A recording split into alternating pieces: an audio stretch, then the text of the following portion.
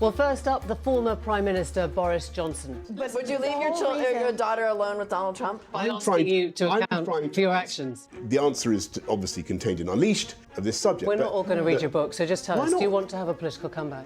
Currently, I'm blissfully engaged promoting my book, Unleashed, as I detail extensively in Unleashed. Panel, Boris Johnson's been fired for banging on about his book too much. In this video, we're going to delve into Boris Johnson on Channel 4, talking about the American elections and his book, but also how he seems to forget that Donald Trump attempted a coup, comparing him to dictators like Hugo Chavez, and boy oh boy did he get a rough riding from Stormy Daniels. I'm not going to deep dive on every clip, but I am going to play some highlights that really show Boris Johnson's sinister character. In your book, I think, the lizard part of you wanted Trump to win in 2016. You said Hillary was a very good candidate, but the lizard part of you wanted Trump to win.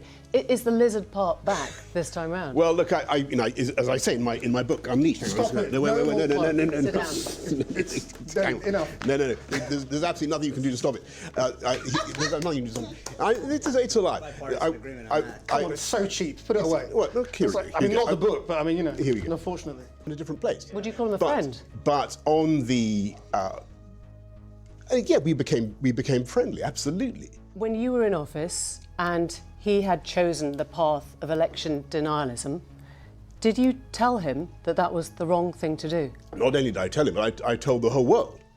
And I said it when I was Prime Minister.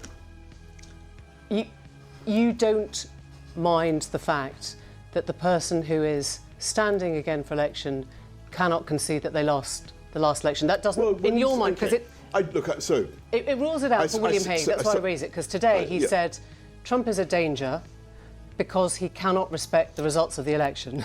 And you don't think that? I have a problem with it. I accept that. With him, not just with him. With what he did. And I've said that, however, and let me just put this to you.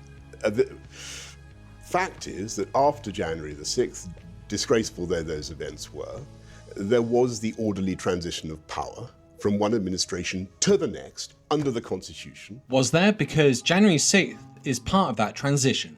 Have a watch. Multiple capital entries! Multiple capital entries!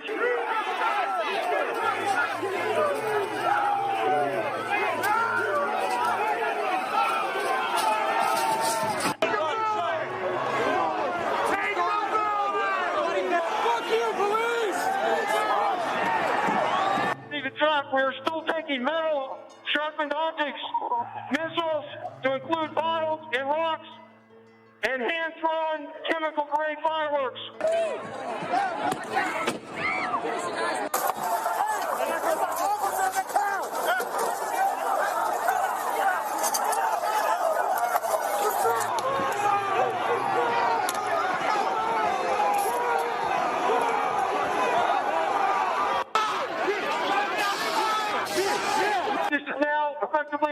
What you just heard from Boris Johnson is that that was peaceful and a perfectly normal transition to power. That the deaths of those officers and others involved was perfectly normal. Boris Johnson is nothing but a little weasel. I'm in little doubt that this little weasel is already thinking about how he can get back into power and mimic what Trump has done. And Boris continues to double down on defending his mate Trump by saying this. After the January 6th events, there was a transition of power on time from one administration to the next. Well, joining us now, Stormy Daniels, former adult film star who slept with Donald Trump in 2006.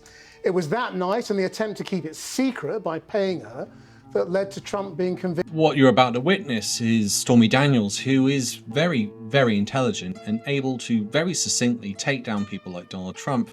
And you're about to see take down people like Boris Johnson. Give us a sense of the fear that you are in, given what Trump has said, what his supporters have said about you, regardless of what the result is tonight. Okay, of course, yes. It was, of course, very scary in the beginning. I'm talking about 2018 and the things that happened, when I got stopped at the border, going into Canada and had 17 false charges appear on my FBI records that to this day I don't know how they got there or actually how they came off my record. That was the first time I really had the sense that anything could happen. Somebody could make things happen. And then it got quiet for a while, of course. And then during this election, it kind of kicked up again. And the biggest difference between this time and the first time around is people aren't hiding. And I think that part of that has to do with the January 6th at the Capitol, because they're not afraid of getting in trouble. They're using their real screen names, they're using their real phone numbers, the threats are more graphic, more targeted. And as we all know, when I testified back in May, Trump's attorneys accidentally put a document on the screen in the courtroom that had nothing to do with the case that we were trying that day, with my unredacted home address on it. So I haven't been home since July. I've been living in an RV and traveling. What do you fear most, the Trump victory or a Trump loss? That is a very, very good question. And to be completely honest with you, I do not know. He's made it very clear that he plans to go after anyone who was against him and those who helped him. In the last few weeks, I've been shadow banned online, and all the venues that I've gone to, had planned for work appearances, whether they were, hosting gigs or like my comedy shows. The ticket sales stopped because I got shadow banned and people weren't seeing the ads. And if they weren't, Trump supporters were calling in droves and threatening the club owners, the venue owners, to burn down the clubs I was going to be at, and all these things. You wore a stab vest in court when you had to testify, didn't you? Were you protected? Oh, a bulletproof vest. A bulletproof vest. Yes. Yeah, sorry, we call it stab vest. A bulletproof vest, of course. I did, and that was given to me by law enforcement officers in Florida, where I lived, because I get tons of crazy threats, but sometimes every now and then one will stand out, and it's not always the most graphic or the most crazy sounding, but there's something about it. Boris Johnson, you're kind of shaking your head, but this is from a man who you've described as a friend. Would you call him a friend? But on the, we became friendly, absolutely. This is all part of what you get if Trump is elected, and it's all very well directing him about foreign policy and saying he could, sort out Ukraine. This is the man that people like Stormy Daniels are dealing with. Oh, I know. Let me first say that, I think everybody watching this will have immense sympathy for Stormy and everything that you feel and that you've been going through. And nobody should be threatened as part of or feel threatened as part of the democratic process. But does it change your mind in terms of? But all I'm really, and I'm afraid I don't know the ins and outs of much of what's happened, but even though he's just had it explained to him, he doesn't know. This man is just dumb as mud. Why not? What I can say is the area where I can speak with authority is about the foreign policy relationship, and he can speak about foreign policy, but he can't speak about someone else's personal circumstances that they've just explained to him. Britain's former Prime Minister, everyone. And there. No, but it's about character. I have a different. We're going to talk about character. There's no reason why you wouldn't know Stormy Daniels' story, because it's been absolutely public for years. Sure, and she's described the character of the man and how his fans react to somebody like her. And I understand that. But you see, the job of the UK Prime Minister is to have a good, close relationship, friendship with whoever is in the White House. Yeah. What if he'd be saying the same thing if it was his sister? But also note, he's not Prime Minister anymore. I have a question. Please, yes. So if you're Prime Minister and you and Donald Trump got into a disagreement, as people do with Donald Trump, whether you were right or wrong, would you have any fear for the ladies in your life? Well, no, because how do you feel about doxing?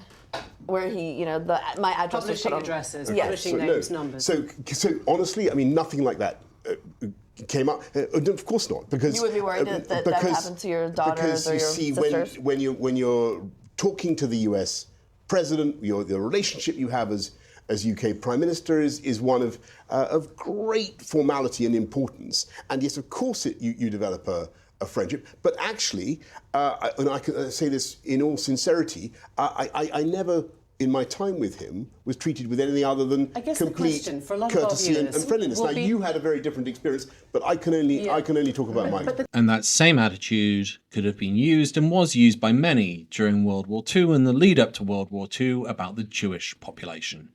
Can't talk about that, only have to focus on our problems and our relationship with that government. There is nothing in Boris Johnson but ice cream and jelly. You essentially started importing some of that sort of Trump-like behaviour into Britain when you were Prime Minister. His disregard for institutions, his disregard for the rule of law, his denialism, which I guess was mirrored in your response to the Privileges Committee, your response to the Parliamentary Standards Committee, your proroguing of Parliament.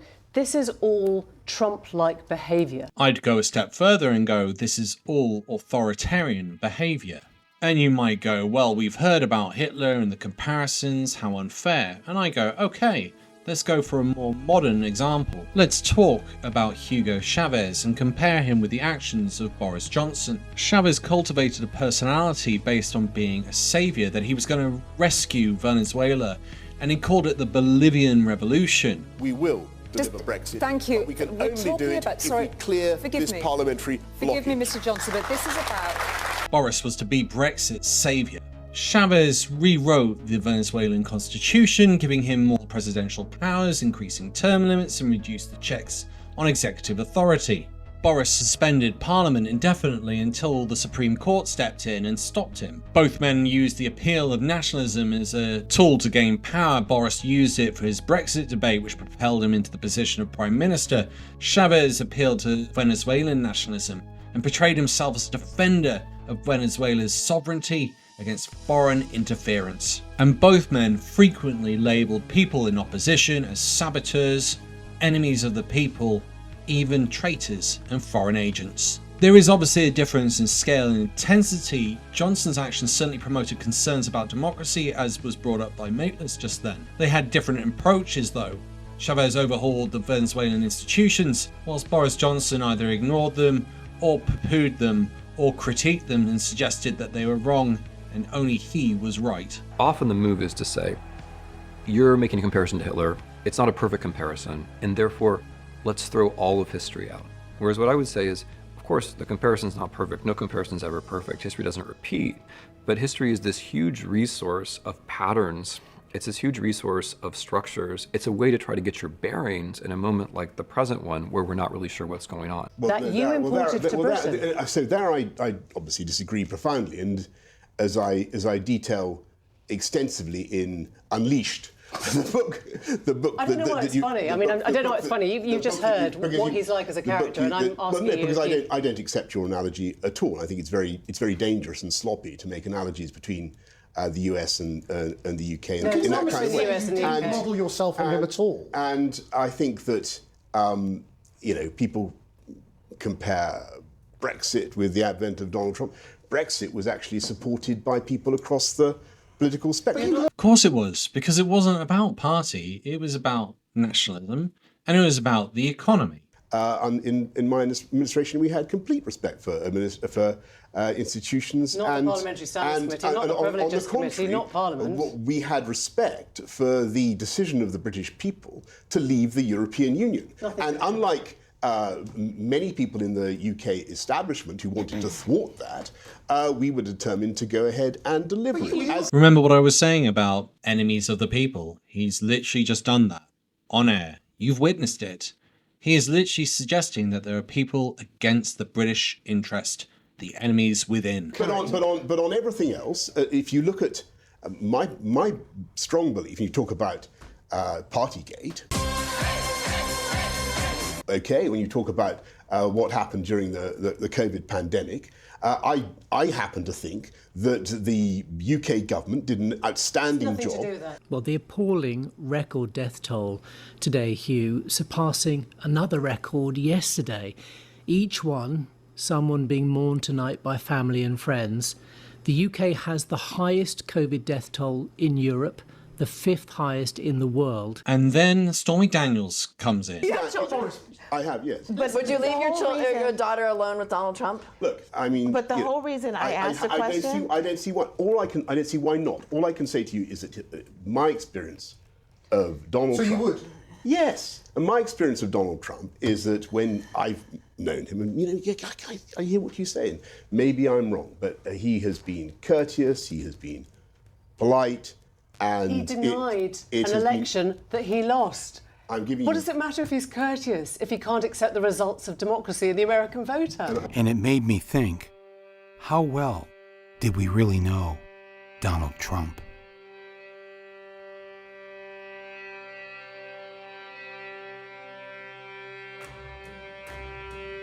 She's really a beautiful baby, and she's got Marla's legs.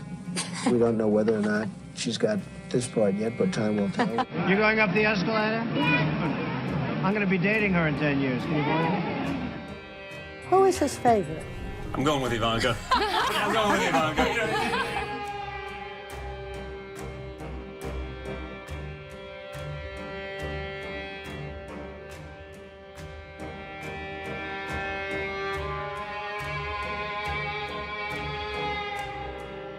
She's 6 feet tall. She's got the best body.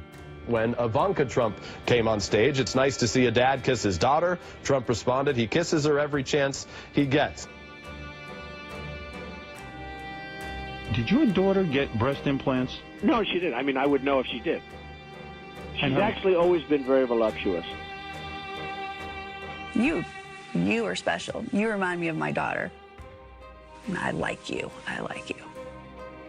And you had sex with him? Yes. He's very proud of Ivanka. He said I was beautiful like her. If Ivanka weren't my daughter, perhaps I'd be dating her. You know? Stop it! Oh, it's so weird. What's the favorite thing you have in common with your father? Either real estate or golf. Donald, with your daughter? Well, I was going to say sex, but I can't relate that. Does this make you feel uncomfortable? To have the owner come waltzing in when we're naked in a very physically vulnerable position. You know, I'm inspecting. I want to make sure that like everything is good. You're there. Yeah, the dress. Is everyone okay? You know, they're standing there with no clothes. And so I sort of get away with things like that. Thinking this really couldn't get any worse, it did, because Brian Cox jumped in and started lambasting Trump about his relations with Putin, and Boris came to Trump's defense. Brian, can I come back on that? Because it's a very important point you've made. And you know, that's the impression that people get. But that's actually not borne out by the facts of what happened when Trump was in office. So let me remind you of what Trump actually had to say when he chose Putin over his own national security. I will tell you that President Putin was extremely strong and powerful in his denial today. Tonight, the president's own intelligence chief, Dan Coats, shot back with a rare rebuke. We have been clear in our assessment of Russian meddling in the 2016 election, and we will continue to provide unvarnished and objective intelligence in support of our national security. You have been watching perhaps one of the most disgraceful performances by an American president. Slack-jawed in disbelief, American news programs and commentators. And I thought that there was nothing that Donald Trump could say that would shock me, but I was wrong. Forget that this is even Trump, by the way. The fact that this is an American president. Even his friends at Fox News. I believe you, Vladimir Putin. It's absolutely unbelievable. But you know that doesn't matter because Boris didn't experience it for himself. Let me know your thoughts in the comments, and if you enjoyed this video, hit that like and subscribe button. Once again, thank you to all my Patreon and YouTube supporters. If you'd like to become one, there's a link in the description. Thanks for listening. Bye for now.